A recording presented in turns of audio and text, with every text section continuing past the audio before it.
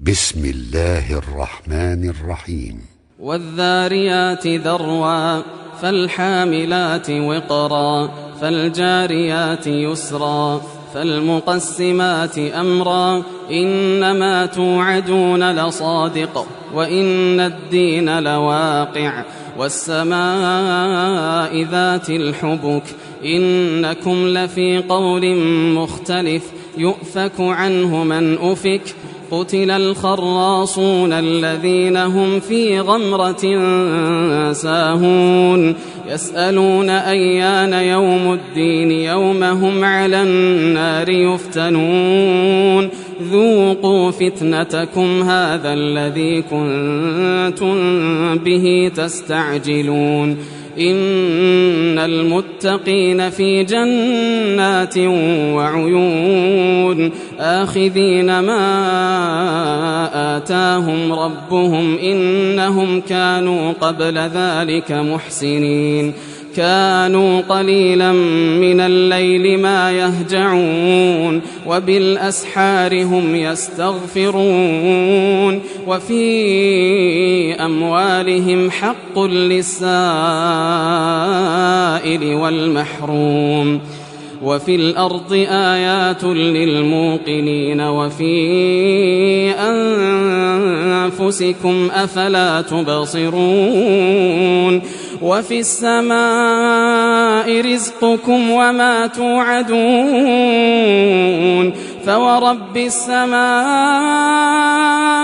والأرض إنه لحق مثل ما أنكم تنطقون هل أتاك حديث ضيف إبراهيم المكرمين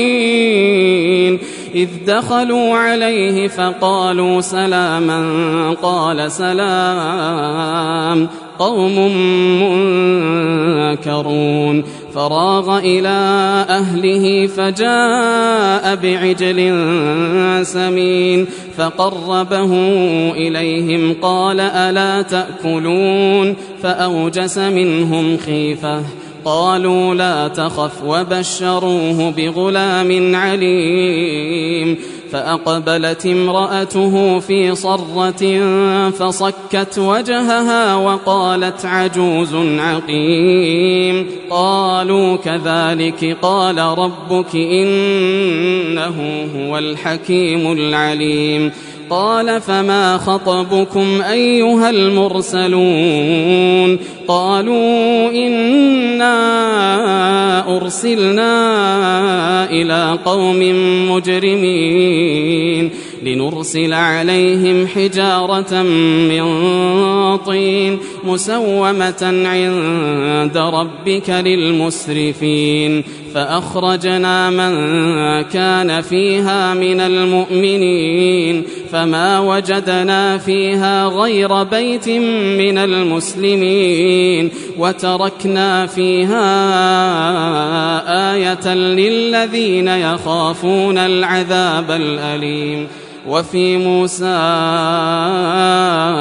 إذ أرسلناه إلى فرعون بسلطان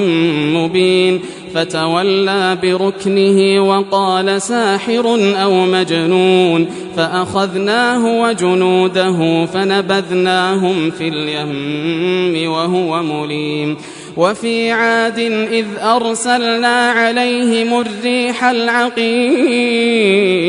ما تذر من شيء أتت عليه إلا جعلته كالرميم وفي ثمود إذ قيل لهم تمتعوا حتى حين فعتوا عن أمر ربهم فأخذتهم الصاعقة وهم ينظرون فما استطاعوا من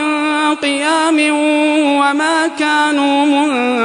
منتصرين وقوم نوح من قبل إنهم كانوا قوما فاسقين والسماء بنيناها بأيد وإنا لموسعون والأرض فرشناها فنعم الماهدون ومن كل شيء خلقنا زوجين لعلكم تذكرون ففروا إلى الله إني لكم منه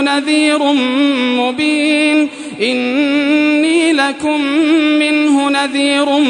مبين ولا تجعلوا مع الله إلها آخر إني لكم منه نذير مبين كذلك ما